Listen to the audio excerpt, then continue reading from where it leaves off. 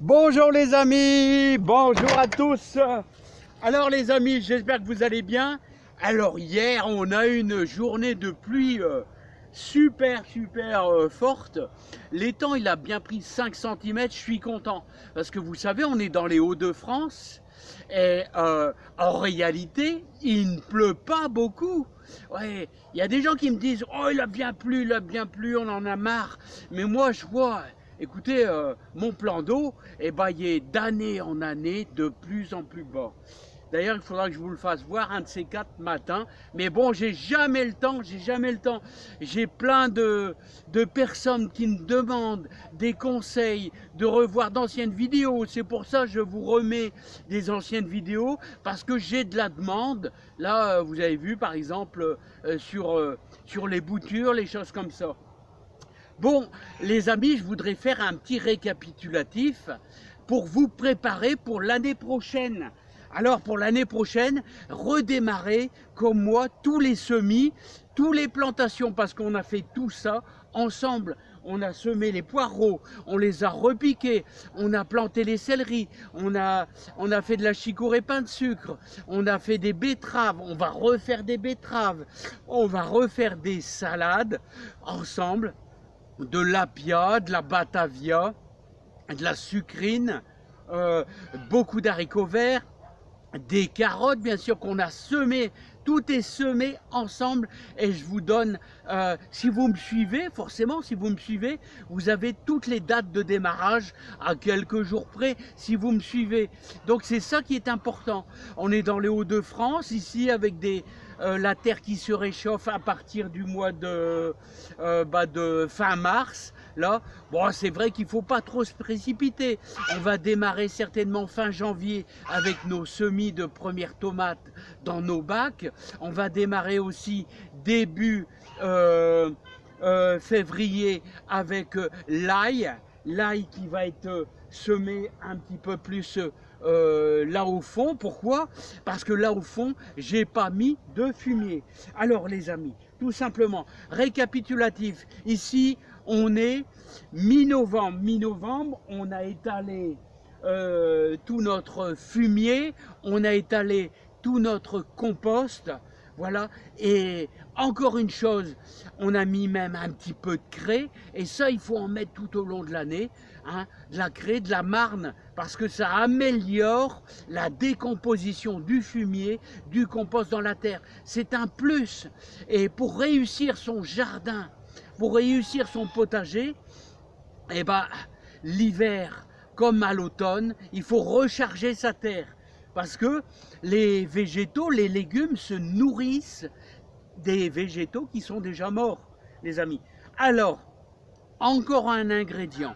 Je vous ai parlé du calcium, je vous ai parlé des coquilles d'œufs, tout ça. Ce sont des toutes petites quantités, mais qui ne sont pas négligeables. Il ne faut jamais négliger.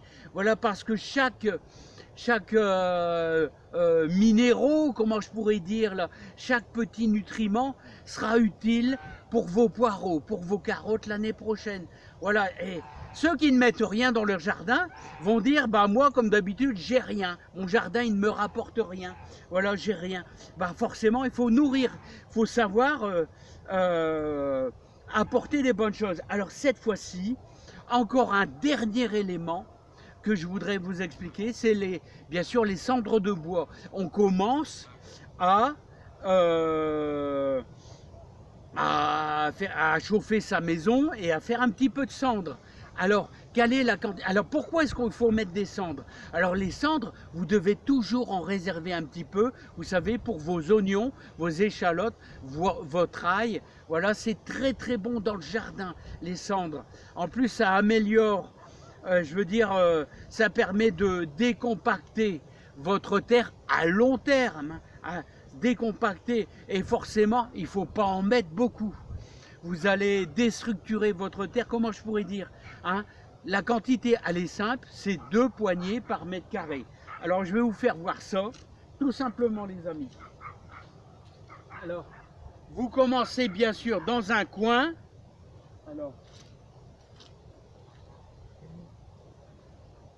2, voilà.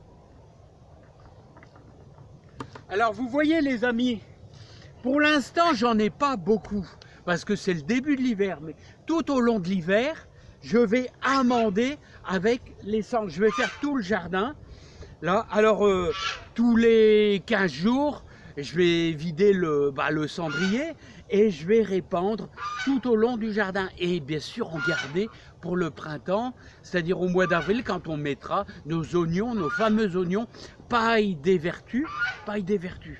Voilà, en tout cas, voilà, moi je vous aurais donné le maximum de conseils et d'indications pour améliorer votre jardin. Maintenant, il y a quelqu'un qui m'a demandé de faire voir un petit peu les pains de sucre qui tournent. Qu'est-ce que c'est que la pain de sucre? La pain de sucre, c'est une chicorée qui résiste très bien au froid et qui ressemble un petit peu à de l'endive, mais un peu plus, beaucoup plus tendre. Allez, on va aller voir les pains de sucre et je vais vous les faire voir les amis. Alors les amis, regardez, les voilà les pains de sucre. Les pains de sucre, une chicorée qui est vraiment super, hein, qui ressemble un petit peu à de l'endive et qui devient très grosse. Quand est-ce qu'on l'a semée? On l'a semée début août et vous voyez elle est déjà bien grosse. Alors elle va faire de la feuille et en ce moment qu'on a 10-11 degrés, hein, allez, on est dans ces eaux-là. Regardez, je vais vous faire voir comment elle tourne. Elle fait des grosses feuilles, puis ça devient un tube. Un tube, c'est difficile à expliquer, hein. Alors je vais vous la faire voir. Et bon, vous allez voir que, regardez, et regardez, elle fait plusieurs feuilles les unes contre les autres. Et plus on descend, plus elle devient blanche, plus ça blanchit. Voilà, et c'est ça qui est formidable dans la pain de sucre. Regardez encore une deuxième, et regardez, elle est vraiment tendre, c'est tendre.